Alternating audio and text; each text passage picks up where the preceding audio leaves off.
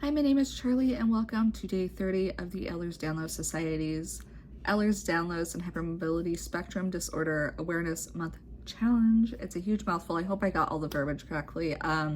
Anyway, today's prompt, I'm just going to get right into it, is the moment I felt seen. And I was kind of thinking about different things, and there's a lot of moments I could talk about here, but I wanted to reflect on one moment in college, and this just shows that nothing you do is small. So we had to do a presentation about our lives, and it was for just a public speaking class. So I talked about my Ehlers-Danlos syndrome, and I talked about the different types, how to support people, what to look for, things like that. And so this was a mixed group classroom. And so everybody in there probably had a different major, to be totally real. I was a communication major, but I think it was required for basically every major. Everybody needed to take this class. And so I took this class, and one of the girls that I sat next to was a nursing student.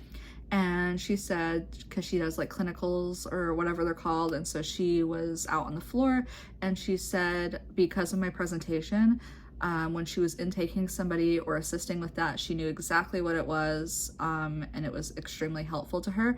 And so it was in that moment that I realized nothing that we say or do or present about ourselves is little, and it can have a huge effect. So again, if you're in college, if you're online, you can speak up and you can talk about the things that are affecting you or the things that are in your life, and you never know who's listening and who's going to learn and take things from that. Again, a nursing student who's probably a full nurse now, got that education in school from somebody with Ehlers-Danlos syndrome, and I think that's really, really, really cool.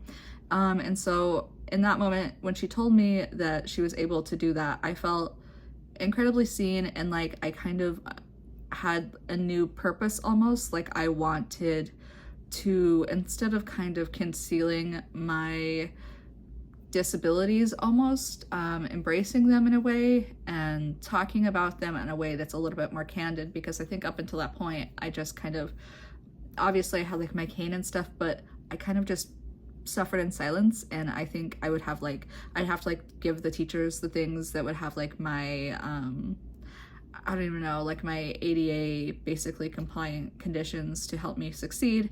And they can't ask you what's wrong, but they all would be definitely curious, but that was kind of where it was left. But it was in that moment where I stood up and I was hey, I have this is what's going on with me, this is my story. And it was able to allow somebody who was going through school to have that education, and it allowed somebody who was going through the medical system to have somebody, even a student, who understands them just a little bit more. So again, you never know who's listening, and I felt very seen in that moment, and I wanted to talk about that. So this is day 30. I will see you tomorrow for day 31. It is the last day of the challenge, which is sad, but I'm excited to start making some different videos, and I will talk to you guys soon. Bye.